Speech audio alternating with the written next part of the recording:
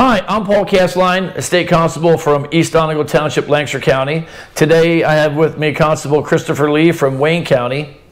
And we want to talk to you a little bit today about standards and professionalism in this constabulary across the state. It's a really important topic. There's some things that we need to touch on to make sure everybody's on the same page.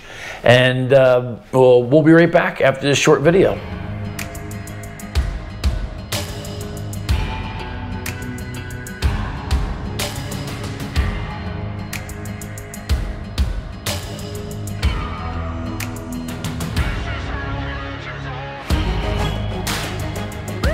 Pennsylvania State Constables, first in law enforcement since 1664. See battle like your pride.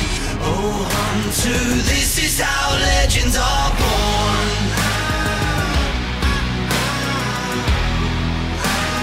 This is how legends are born.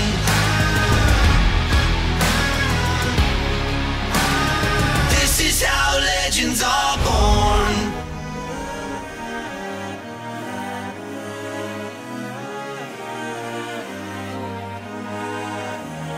This is how legends are born. Hunter, the kill makes you stronger, nothing will. See battle like your pride. Oh, hunter, this is how legends are born.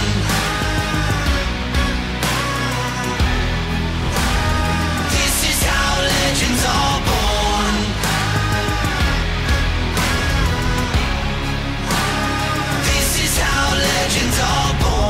Pennsylvania State Constables, your local elected law enforcement officers.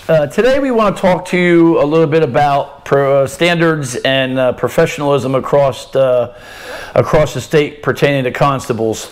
Recently there has been some of the videos I posted and some of the stuff I've posted on some of the Facebook pages.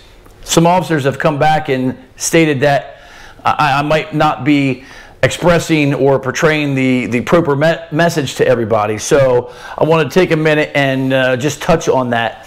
So with pertaining to training, and I know a lot of officers are out there doing peacekeeping work outside of the court world, judicial duties.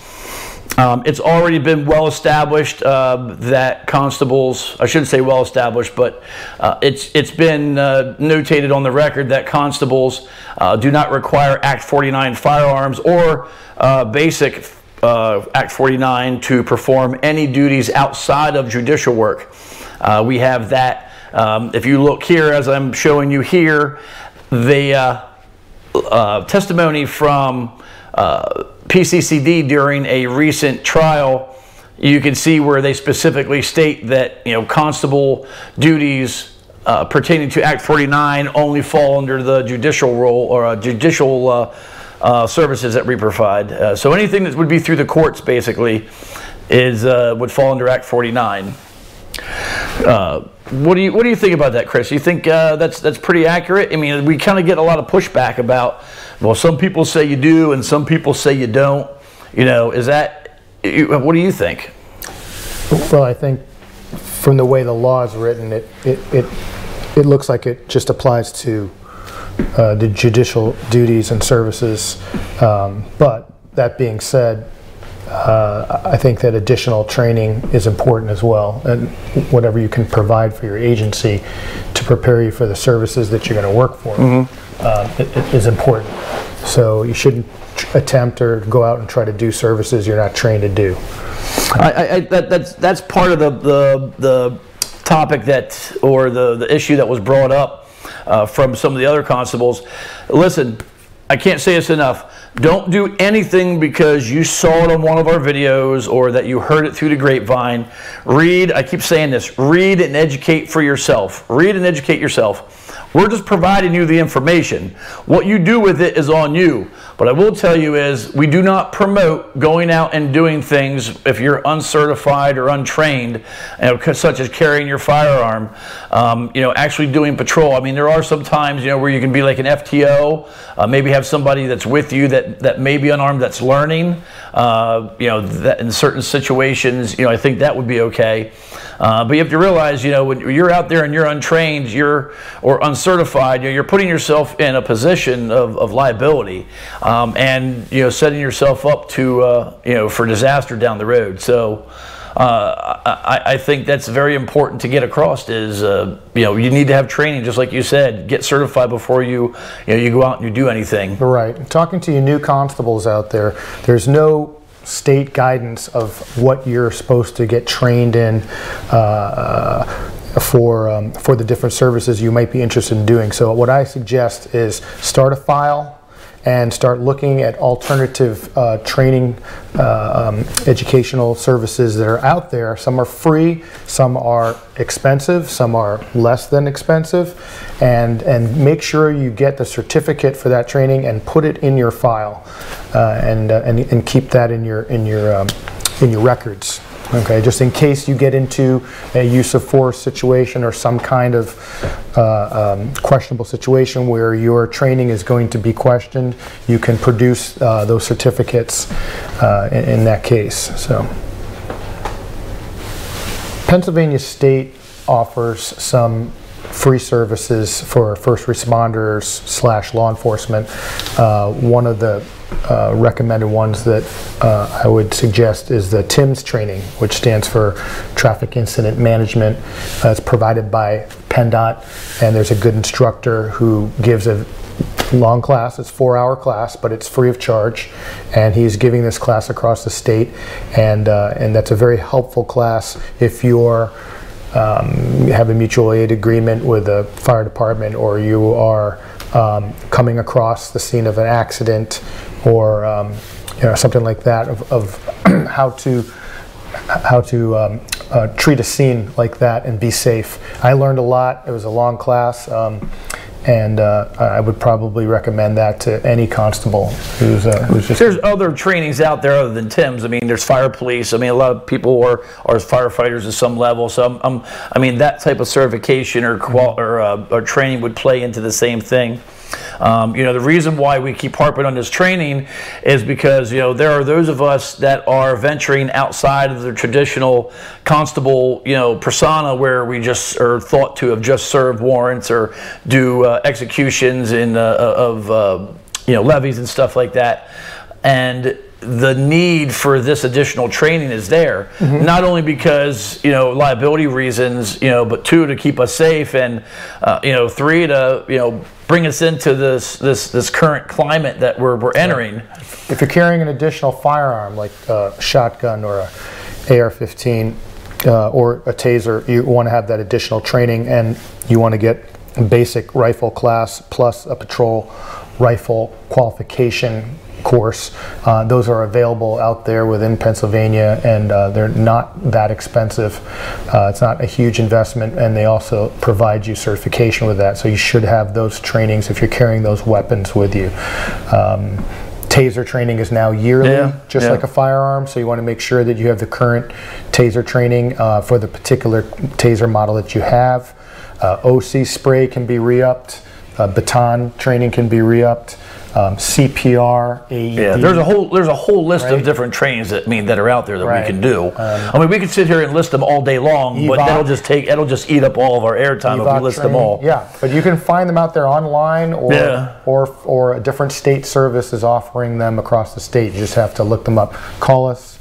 The number below. We'll also try to post them on my Facebook page and the my website as an easy link. We're going to be posting. I'm going to be creating a section for important documents. I'm going to post the binder in a PDF format on there. I'm going to put the intro to constable law that has been created, and a bunch of other important documents that are going to go on there for easy reference.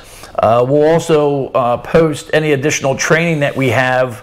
I'll try to create maybe a bulletin board on my website where upcoming trainings, or maybe trainings that are pertinent to what constables are doing across the state on all levels, and maybe we can actually start to promote a better image for constables, because it seems to be one of the major topics that gets talked about is lack of training. Right. Or remember, you are the chief of your agency, and it's up to you, your responsibility, to get your agency trained with the things that you need to do.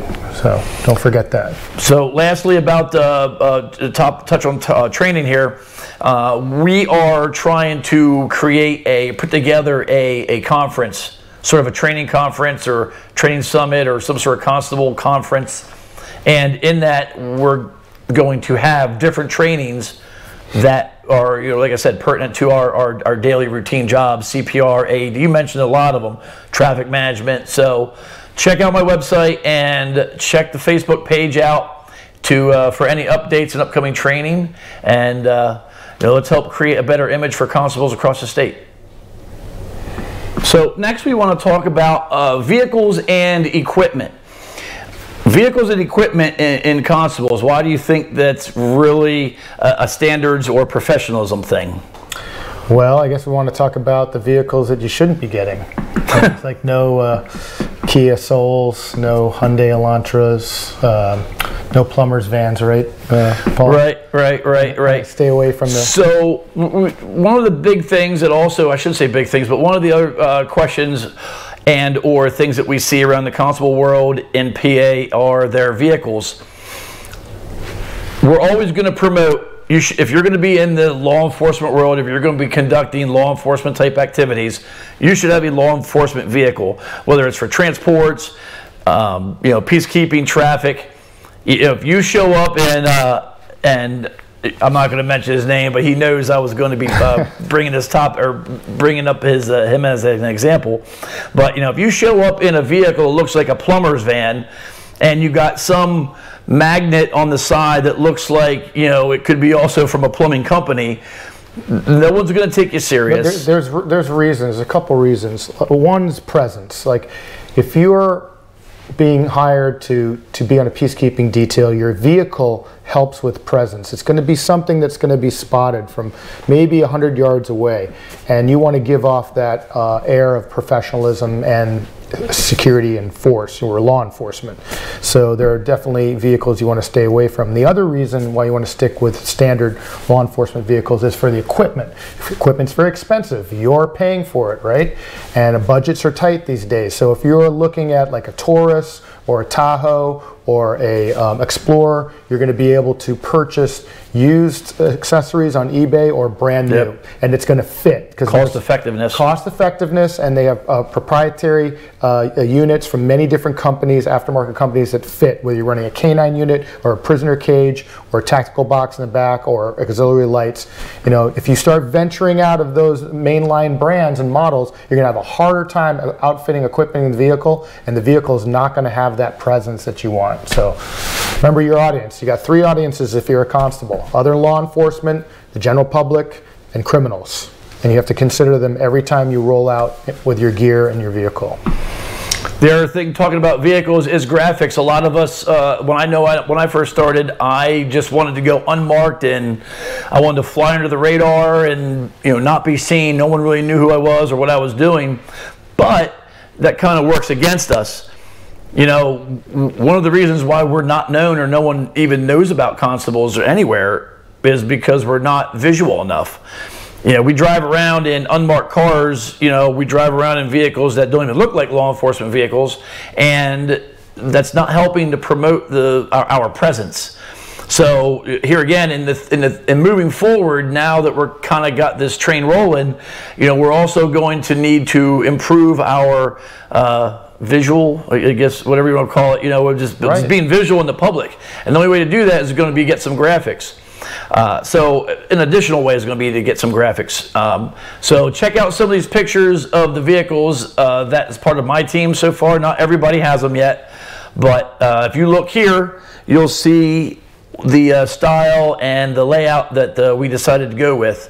Right now, I believe there's 12, maybe 10 or so guys that have gotten graphics to match. So we have services all over the state, so it's not just one area that's providing it, and we can help you out find those. We do have somebody that already has the file pre-printed and ready to go for the same font, letter style, size, and everything, and badge and patch.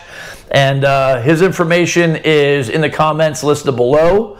So feel free to reach out to him. Tell him you saw this on the video. Tell him, let him know you're a constable and you're interested. I sent you over, whatever, and he can hook you up and come join us in trying to set some sort of standard or at least uniformity looking type vehicles across the state. Right. Buy the good stuff too. Yeah, that's the other another thing is if you're going to do this job, you spend the money. It's not a cheap profession to be in. You should spend the money because you're going to get what you pay for. Right. And that's for the public too, because your equipment is serving the general public. So if you're going to buy something cheap, you're going to wind up buying it 3 times because it's going to break 3 times. Buy something of quality, so you buy it once and it's good to go. That's all I can say about that. So speaking of gear and spending the money, getting the right equipment, there's a lot of guys that are out there with currently that they should probably upgrade some of your equipment. I've seen pictures of guys on details. You've seen the picture of me floating around the internet of the meme that was made up. That was a nice little, I'm going to say what you want to call it, but a little shot at me, but I don't care. But you can see kind of like what some of us are wearing. Here's a picture of my vest with what I have on it. I'm not going to go over everything that's on it, but you can just see real quick, what I have in the layout. Here's a picture of Chris's vest and the way he has things laid out. Real quick, you can see obviously everything's of good quality. He has the right equipment to do the job and go home safely at the end of the day. Those are just 2 examples. Look around and see what you guys are wearing in your area. If you guys try to dress the same. The other important thing is, as far as like equipment wise, is your weapon. I know that me and my deputies or some of the guys that work with me, we're trying to get the same gun. The purpose for that is, if we get into something on a daily basis, it's just a matter of time before, it's not a matter of if something's going to happen. It's just a matter of when. Up in Wayne County, we had all the different weapons for a while, the different constable agencies, and a couple guys had some problems with their weapons and they had to upgrade, and we winded up communicating with each other and we all got the same weapon. That way we can all exchange magazines in an emergency, and it just makes it easier that way. So also, when you're buying a holster, because a lot of you guys are doing court work out there, they're requiring a level 3 holster, you want to stick with guns that can match the good holster companies like Safariland. Safariland makes excellent holsters. Blackhawk. Stay away from the leather and vinyl, and I mean not vinyl, but nylon is the word I was looking for. Those kind of holsters are just not really for law enforcement. Again, these are only suggestions. I mean, you do what you want to do, but here again, we want to try to get some standards and some professionalism across the board. So you have more choices when you stick to the mainline gear. So right. Yeah. So lastly, we want to talk about uniforms and our images, or our image. And first thing that comes to mind is talking about uniforms. I think we can all agree that we're probably never all going to agree on what we think we should be wearing, whether that's okay. That's okay. Yeah, it is okay. But it's just like the vehicles. Stick to companies that make uniforms for law enforcement. If you're going to wear like a Class A or a dress uniform, right. because like with us or with my crew that work for me, obviously this is what we this is what I require in order to work on my details. Right. Is green.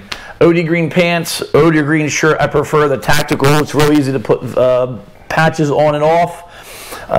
Chris, they all have gone out and bought the appropriate uniforms for my details. There is a handful of us. Here's a picture of me and Chris in our uniforms, our dress uniforms, trying to match. Obviously, you see the difference between our badges, and that's okay. I mean, you would think that, hopefully we could come to some agreement, but again, I think we can all agree that that's not gonna. You can have more than one uniform for different situations. Mm-hmm. If you're gonna go to court, or you have a meeting or a presentation, you may wear a different uniform than when you're out in the field getting down and dirty. right? And you know, out in the woods or whatever it is. So Right. having different variety of uniforms can be helpful. For So the importance there is pick a good professional looking uniform. When I say professional looking, I know that there's, and I'm guilty of it myself, guilty wearing jeans, t-shirts. I would wear jeans, flip-flops, Hawaiian shirts.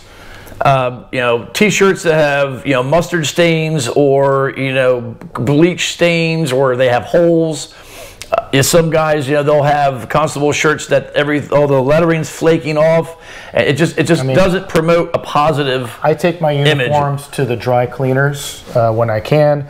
If I can't, I dry clean them at home in the dryer, and I also iron them with starch. And not everybody can do that. I mean, not everybody could afford to go out and buy, you know, Class A uniforms, and that's okay too. And I shine my boots. You know, I try to shine my boots every day before I go out. You know, it's just a habit, just a good habit. Keep your uniform clean. That's basically. So you know, be presentation ready. Right. Keep your vest clean. I notice I run into a lot of constables, and they got every piece of food all over their tactical vest. And I keep a painter's brush in my file cabinet in front seat. And I can just take that and, after I eat lunch, whatever, clean it up. Keep that stuff clean. Look in the mirror every couple hours and make sure that, you know, your stuff is squared away. You know. So also with that, you know, think about how your personal, you know, appearance is. You know, when we go out, you know, a lot of people, you know, they don't look seriously at us because, you know, there's some guys, and you know, they'll show up in a kind of half thrown together uniform.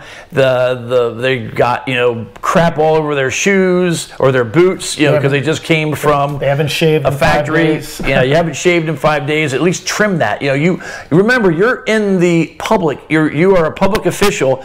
You're promoting the image of constables across the state, not just your own little municipality. So everything that you do, you might think that only relates to you and your area, but it's so much bigger than that. Yeah. We've gotten to where we are today with the image people, or the way people look at us, because it's been allowed to go on for so long, and no one has done anything about it. Not to mention safety's sake, you know, defendants are looking for every little chink in the armor to go after an officer if they think they're not squared away, and that's your own personal safety. So, you know, square yourself away with your hygiene and your uniform. So, and then lastly, you know, like the patches and the badges and well, okay, here's one, IDs, your constable IDs. They're very important to have, because PCCD's card they give you does not constitute a constable ID. We're going to put a link down in the comments below again on how to obtain a constable ID that's professional and will work also as a law enforcement ID. And you know, you don't have to use the patches that we use, but you know, there's 18 different patches out there too. So you know, maybe at some point, you know, we should all try to kind of maybe bring that at least under you know, one umbrella, or at least, you know, utilize the same thing. Badges, you know, I think that's kind of like to each their own. Yeah, just make it look professional, and have a good badge company make it up, and you can put your badge number on it. You can you know, make it, you know, unique to your agency. So in closing, Chris, you know, I know we covered a few topics. You know, the training, very important. Again, you should be trained and have certifications before you do anything. You know, for my guys, none of my guys do anything armed anyway, unless they have at a minimum Act 235 state certification. A lot of them have Act 49, and those guys that don't have anything, they're not doing patrol, or they're not you know, on their own anyway. I might have them come and be an extra body, you know, with an armed officer, you know, as like on the job training, if you will. Nothing wrong with getting additional training to that too. So if you have the time and the money to do it, do it. So it's more professional. So you know, we touched on you know, vehicles and equipment. Here again, law enforcement vehicles promotes the positive image. You know, establishes a presence. Mark your vehicles. That's what my suggestion is, so we can be in the public eye. Keep them in good shape. If you got dents and rust and all that stuff, fix that stuff. You know, just spend a little time, right? Make it look professional. Clean up your image. You know, if you're not always out, you know, with like personal hygiene, I mean, we all know that there are some out there. I mean, it's elephant in the room, I guess, if you will, but that's, you know, be professional. Think about when you go out, you know, how's someone going to look at you? You know, and then badges, patches, IDs, you know, again, it's all just across the board. I hope this video helped you guys. I didn't have anything like this when I started. Yeah. And, you know, hopefully this will, you know, give you some guidance to find out the right stuff. Read and educate. I keep saying it. Read and educate yourselves on who we are and what we are. So just want to thank you very much. If you would, please share this page. The more people that know, get to watch us, subscribe. And, you know, we can start maybe making this this change across the state and start moving in a professional forward motion. And until next time, thanks. Take care. God bless.